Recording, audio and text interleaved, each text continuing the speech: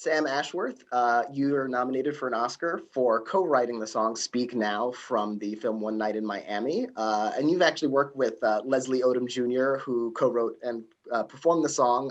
You've worked with him before. So what was it like collaborating with him, to capture the feeling of this particular film with this song? Well, it couldn't have been done without him. I mean, first of all, this was the first time that he and I had worked one-on-one on a song. We've collaborated with, other writers on the other songs that we've worked on, like for his last album, Mr.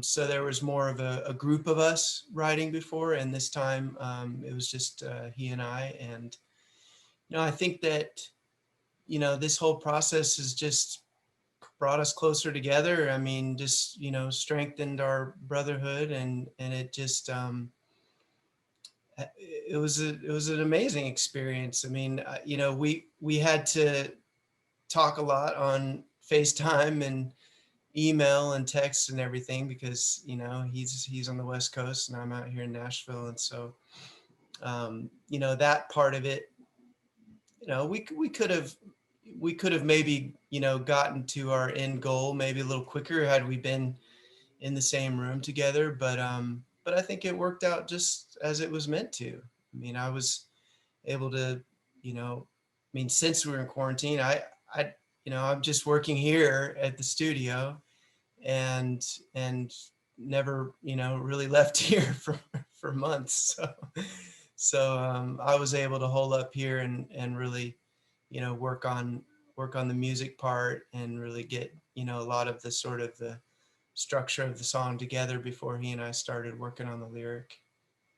But yeah, it was great. It was a wonderful experience. I mean, I would do it over and over and over and over again. And what was your reaction, to the film when you first saw it or saw a cut of it to inspire the song? Like, what kind of emotions did it bring up for you?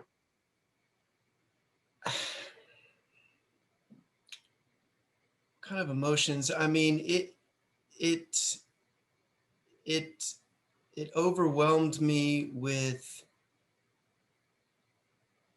hope. It overwhelmed me with sadness. It overwhelmed me with the sense of urgency.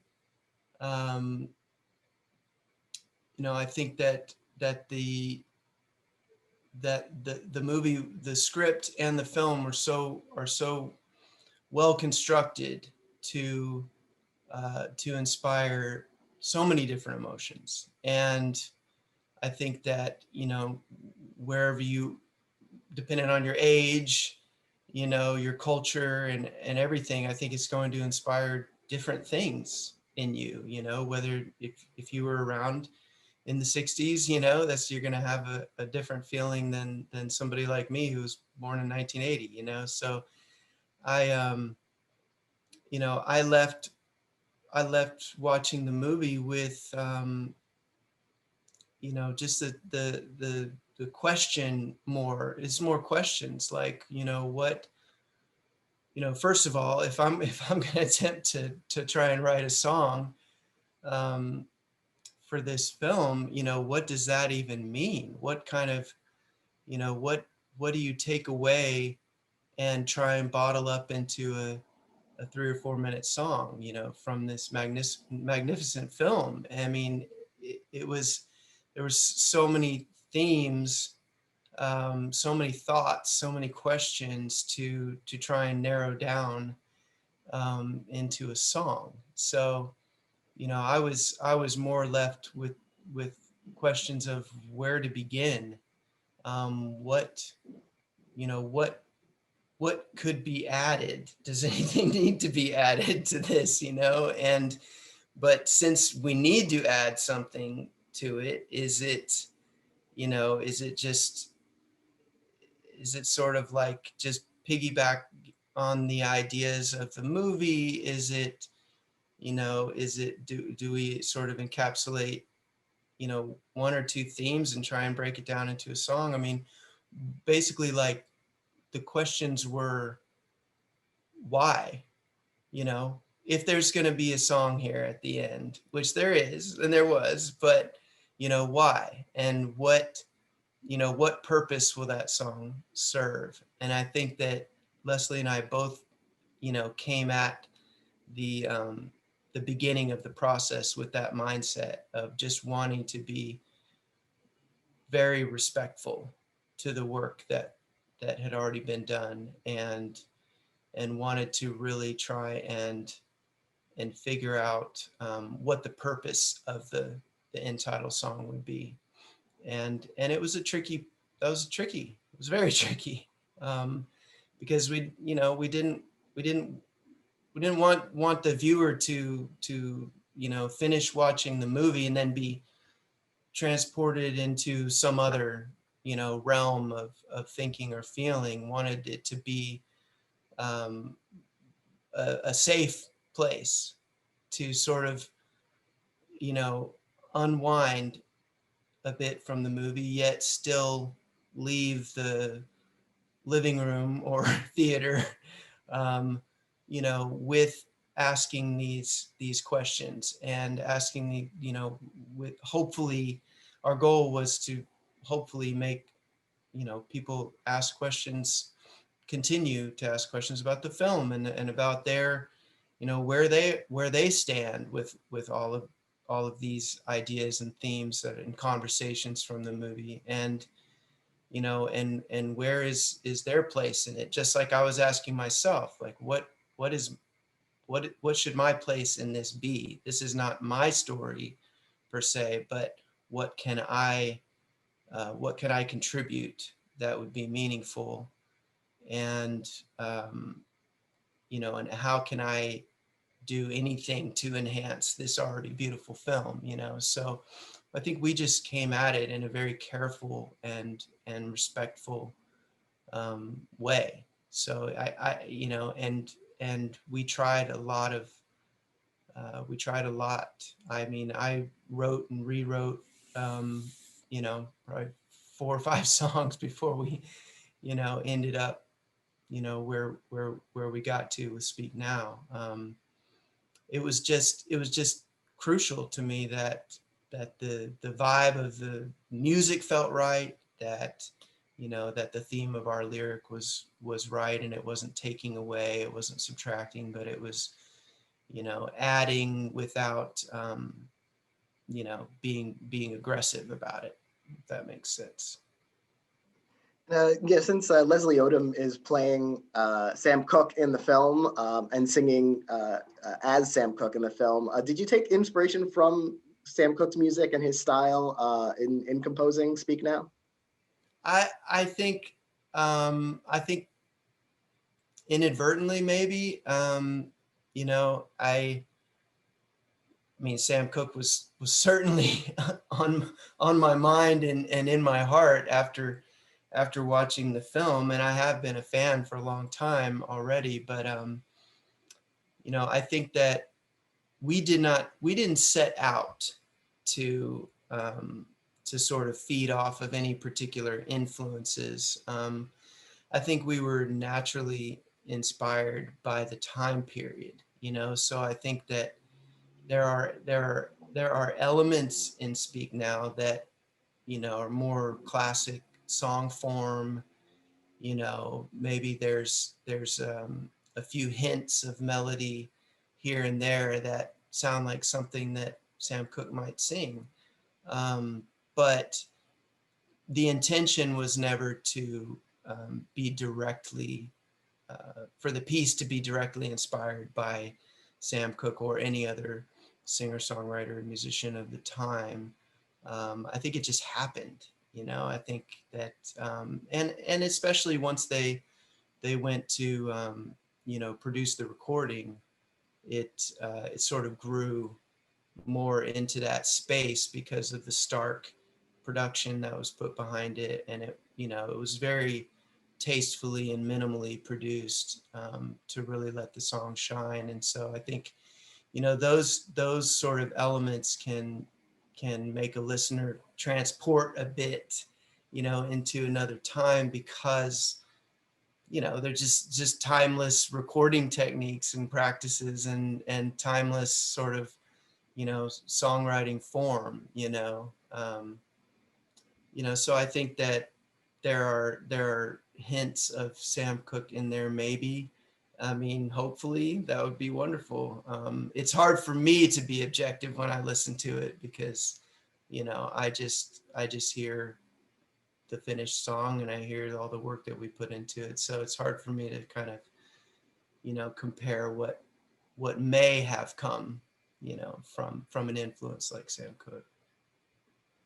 And another thing that makes Speak Now so impactful is considering it, you know, in 2020, 2021, in the context of, like, we've seen so much music inspired by social movements, Black Lives Matter, and going back to Sam Cooke's "A Change Is Gonna Come" and to the present day.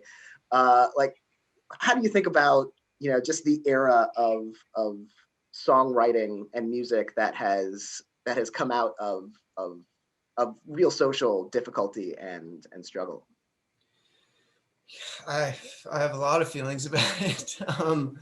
I think that, you know, one thing that comes to mind is that, you know, songwriters, I mean, there are many different kinds of songwriters. There, you know, there's some that are always observing, you know, and feel led to, you know, to write about their observations. You know, and there's other songwriters, you know, who create, you know, fictional stories or scenarios, and, you know, some of it's inspired by personal life, and I think, and some of us do all of those things, you know, but this I think that, you know, since the since maybe spring of last year, you know, I mean, even over the last few years, really, I've had a hard time um, not writing about hopeful things.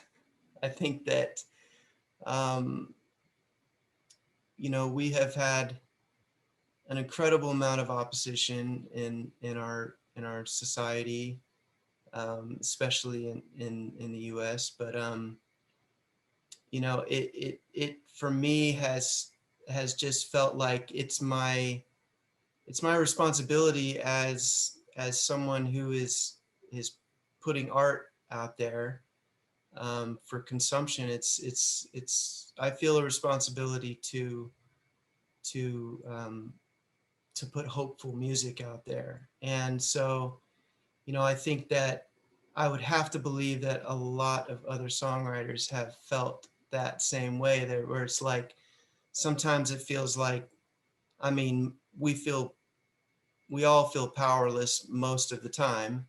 Um, and so, you know, I think, and then I think we all in our own ways try and figure out how can we be a part of change, you know, be how can we be a part of uplifting our neighbors, our brothers, our sisters? How can we, you know, how can we really do anything, you know, that can really move the needle or help in any way? And I think that, um, you know, for me, my gifting is in songwriting, and so, you know, it's just a sort of natural, um, part of the predicament of being a songwriter, where, you know, I just want to do whatever I can to inject positivity out there. And, you know, so this opportunity came along, and, you know, it was not anything I was expecting, and I wasn't expecting this, you know, this movie. And because this movie was what it is, we were given the opportunity to write about change, to write about hope, to write about inclusion, to write about inspiration from our ancestors. You know, there was just, you know, the inspiration palette was very full, you know, and we had, the opportunity speak into some of these things. And so I just feel really blessed that that opportunity came along, that I could do what I do and what I desire to do, to put positivity out there and to put hope out there. This opportunity came along, and it was just the perfect timing, and it was just the perfect moment and the perfect movie, to inspire that. So I don't, this song wouldn't have been written any other year, any other time. I think even if it was the same film, 2 years ago, this song would not have been the song.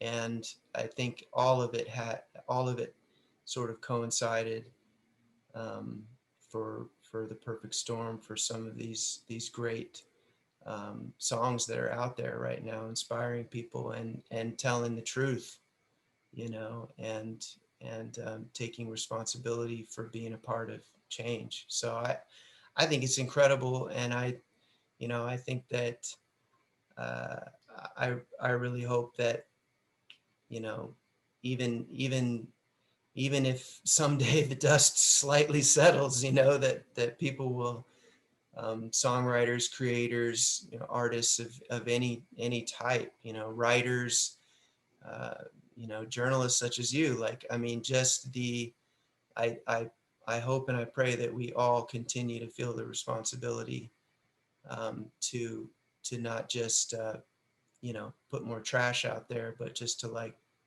you know, really, really put some inspiration out there for some better things, some better ways of living, some better thoughts and ideas and better days. And you've also worked closely with the artist Her, and coincidentally, she's also nominated for Best Yeah. Original Song this year for Judas and the Black Messiah.